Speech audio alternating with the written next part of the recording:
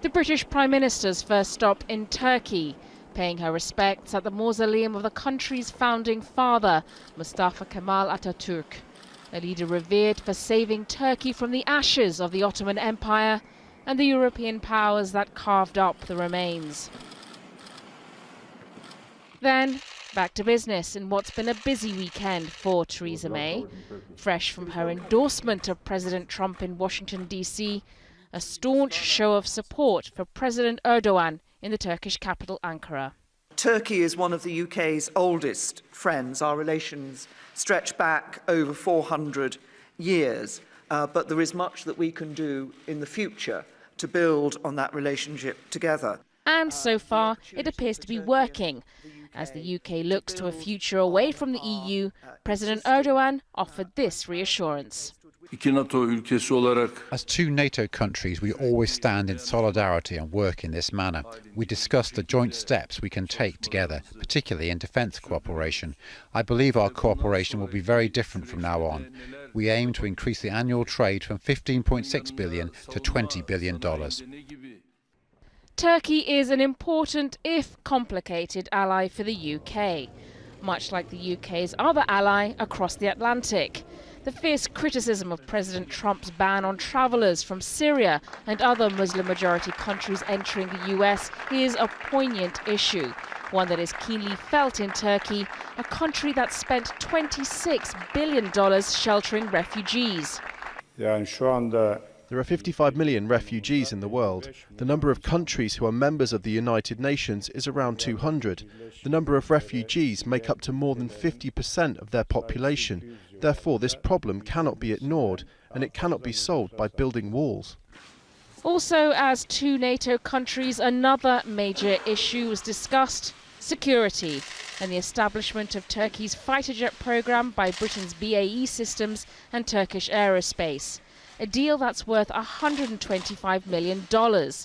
Other European countries may have criticised President Erdogan for his crackdown on the country's institutions following last July's attempted coup. But for Britain, it would appear that it's business as usual. Sonia Gallego, Al Jazeera. This is the new normal, heavily armed soldiers weaving between tourists and locals in the French capital. Across Europe, countries have beefed up their security as scenes like this have become increasingly familiar. In the last 2 years, there have been major terror attacks in Paris, Nice, Brussels and Berlin, and experts warn the worst is still to come. We know that the future will be very dark because the best fighters are not back yet. They are still fighting in Syria. Some of them are being killed, but not all of them. And they will eventually come back. These tough fighters will not only be able to strike by themselves because of their military abilities, they will also be in capacity to instruct young people who are willing to fight us, but who didn't go to the Syrian military theater. I think that it's only the first wave struck us, but it's only a beginning. This is the Bataclan Concert Hall in Paris, where 90 people were killed by Islamist extremists. The ISIL terror group has shown that it's capable of striking at will across Europe, and that has implications not just for the continent's security, but also for its future political stability. The political reverberations from ISIL's wave of atrocities are already starting to be felt. Last week, leaders of Europe's most formidable nationalist parties came together for what they described as a counter-summit designed to outline the Europe of tomorrow. The star of the show was Marine Le Pen, France's far-right leader, who is leading in the polls ahead of April's presidential election. I have already said it in France, but the remark has to be repeated everywhere in Europe. We're experiencing the end of one world and the birth of another. Analysts say destroying liberal Western democracies is exactly what ISIL wants. They can kill people in Europe, in Berlin, in Paris, in Brussels. Yes, they can do it. They will probably do it again, unfortunately, but they can't win this war. But the political war is diverse, yes, and they can influence the political games. They can give an impetus to those political forces, can be extremist forces, asking for a more severe answer, for a more maybe authoritarian stand from the national democracies of Europe. There will be national elections in France, Germany and the Netherlands this year. And while the prospect of right-wing nationalists exercising real political power in Europe may still seem far-fetched, the longer ISIL is able to maintain its terrorist offensive against Europe, the more likely it becomes. Kate Parkinson, CGTN, Paris.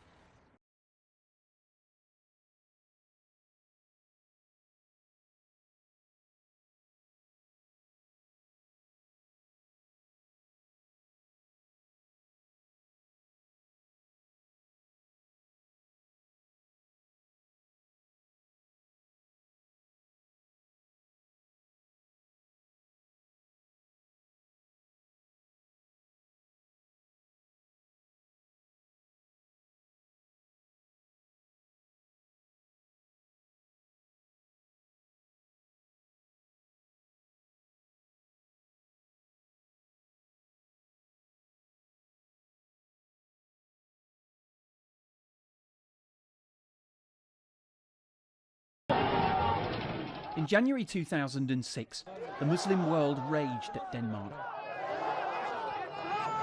One of its newspapers had published cartoons of the Prophet Muhammad, idolatry forbidden by the Quran, free expression permitted under Danish law. In the decades since, Danes have become terrorist targets and jihadis themselves. The response has been unique and started here in Aarhus.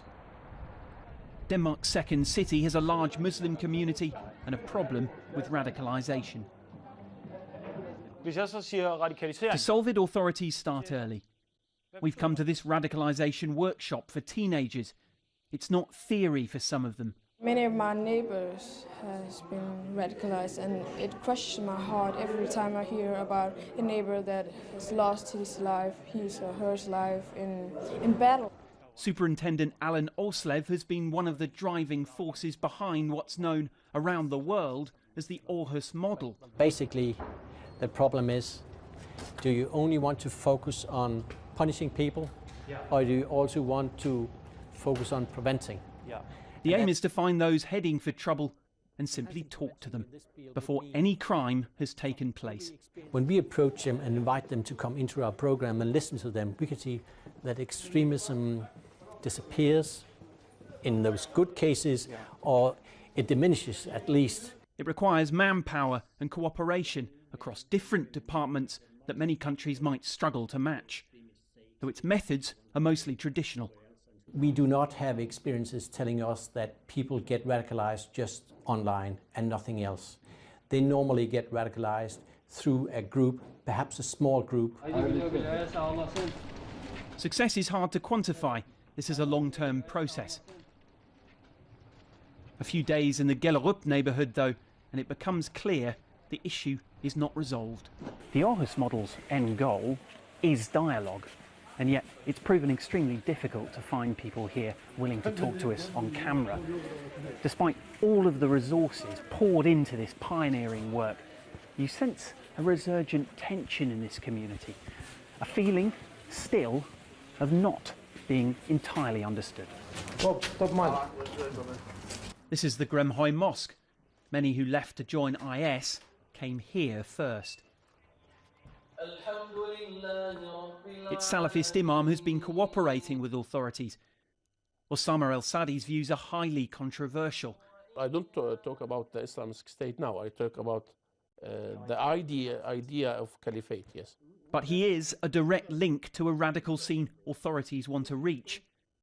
Al-Sadi's commitment to the process seems to be flagging. When we start this project, it was a security situation, and we have to try to talk to the youngs and make some difference. But now it's a big thing. Now it's a war, and the decision have been taken from the big countries, and they want to make this war anyway. I've been living here since the 90s. Yeah. It's about 27 years. Mohammed Hassan runs a committee that includes parents who've lost children to jihad. Hassan too is losing faith. Is the Aarhus model working? No.